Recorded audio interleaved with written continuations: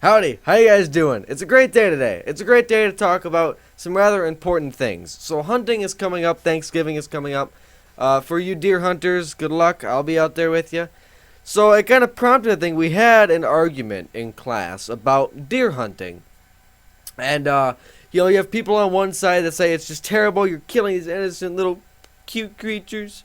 And then you have the people on the other side that say, it's a very natural thing, it has to happen. If you harvest the meat, you can feed your family off it and whatnot. And I thought I would kind of break it down and kind of rant about it a little bit. So, the people that say that by killing these animals, we're harming these animals without, they can't protect themselves.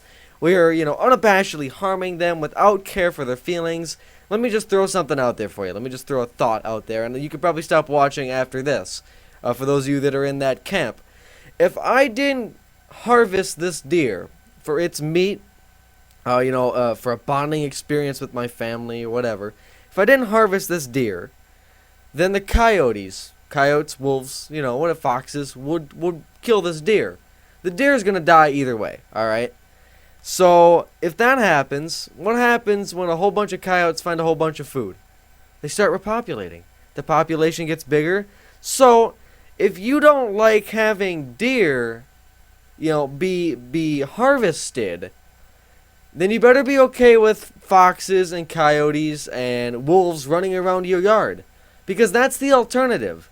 You can't have it both ways.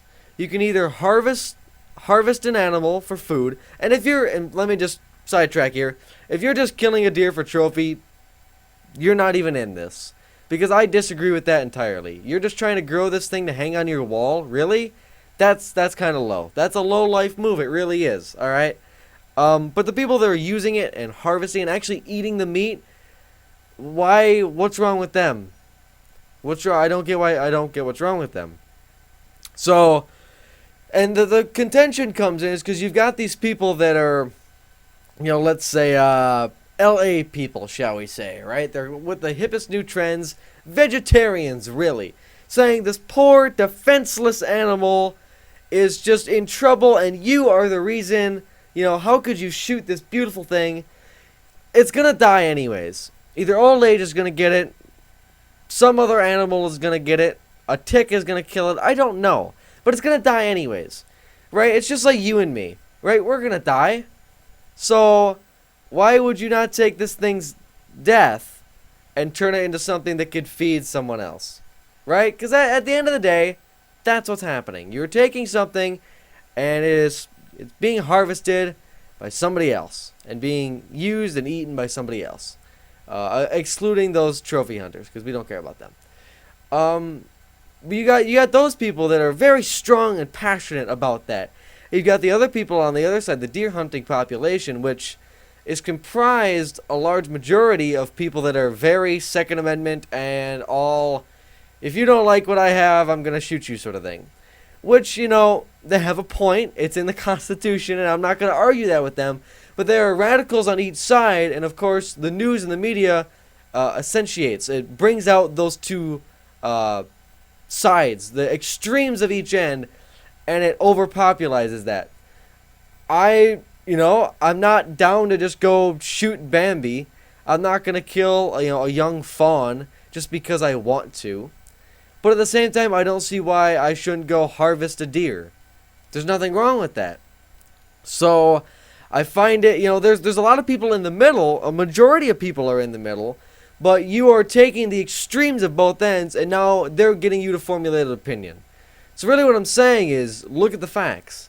If I didn't harvest this deer, there's going to be more coyotes. There's going to be coyote hunting season. I'll tell you what, coyote doesn't taste very good.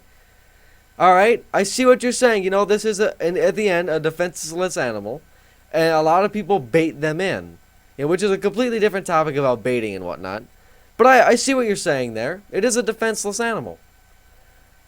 But we're at the top. We didn't go to the top of the food chain. It's all checks and balances. The whole world is checks and balances. You know what I mean? To keep the delicate ecosystem we have going on now, to keep that the way it is, you need to have this check and balance. Just like legislative can't overrule judicial, which can't overrule executive. They're all checks and balances on these things. Not one person has all the power, and that's what keeps everything coherent and keeps everything going well. You get a million deer, now you're eating away at plants and leaves, and now the vegetarians are getting upset. You know, so this holiday season, go ahead, think about it, and don't just rush to a conclusion. You know, actually take a look at the facts a little bit. Do some research on your own, maybe, if you're bored. And again, for those deer hunters and whatnot, I wish you good luck, and I wish you good safety, and I'll speak with you again soon.